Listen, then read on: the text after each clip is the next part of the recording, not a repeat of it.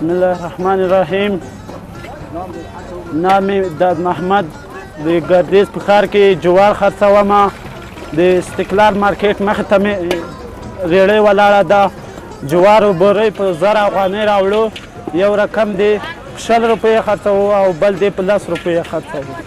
نو په دغه کې دغه 1.5 زره 1300 شاوخوا سودا د ورځې کېږي. 3 منه لرګی پسې سوځو. د لرګو من ډېر جګ ده په 100 روپۍ من ده.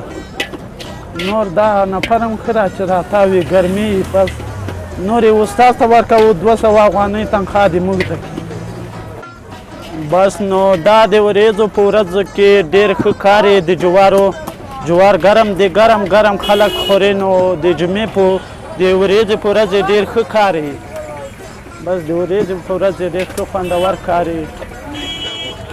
تعلیم مې تر 6مه پورې کړی ده خو بس